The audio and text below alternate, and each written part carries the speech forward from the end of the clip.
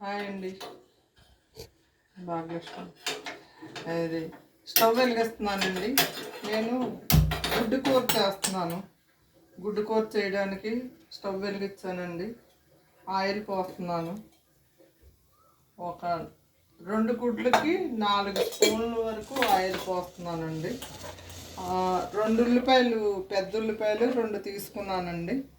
2 పచ్చిమిర్చి అండి, 1 టమాటా. లేకపోతే చిన్నవి అయితే 2 టమాటాలు తీసుకోవాలండి. తీసుకున్న తర్వాత ఈ ఆయిల్ కాగిన తర్వాత మనం ఇవి వేసుకోవాలండి. వేసుకొని మనం ఇచ్చేసుకోవాలి. ఇందులో కొద్దిగా సాల్ట్ వేసుకొని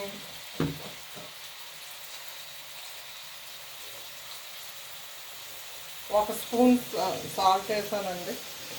వేసి మనం మూత పెట్టుకున్నాము.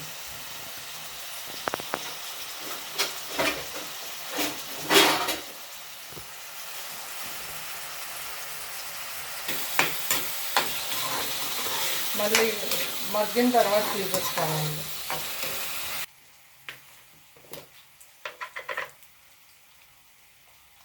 కారం వేస్తున్నానండి. 1 స్పూన్ చాలండి.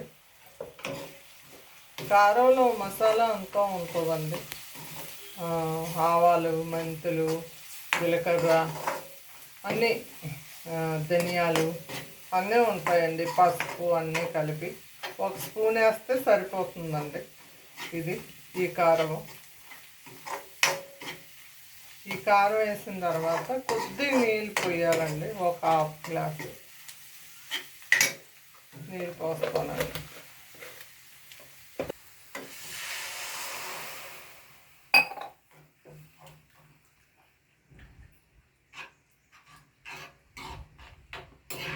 ఇలాగ అయింది కదండి.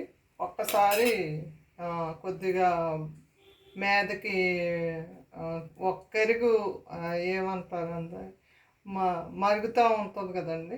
ఉప్మాకి ఎలా మరుగుతుందో అలా మరగాలి.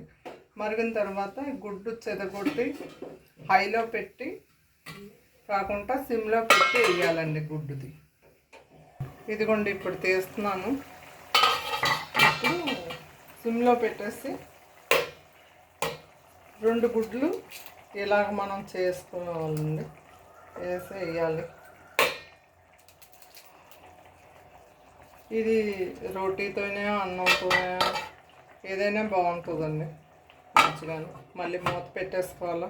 ఒక 10 నిమిషాల తర్వాత చూద్దామండి. ఇప్పుడు తీస్తున్నానండి మూత. చూడండి ఎలా వచ్చిందండి.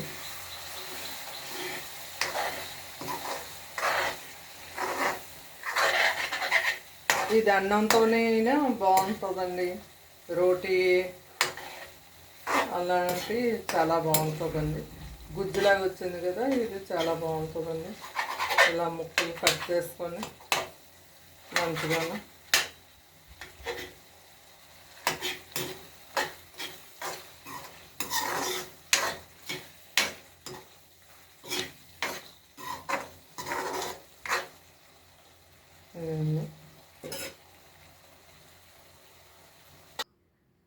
ఇదిగోండి చూడండి.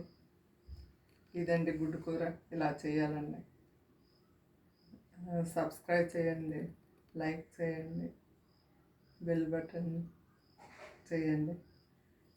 అందరూ మంచిగా నాకు సబ్స్క్రైబ్ చేస్తూ ఉండండి.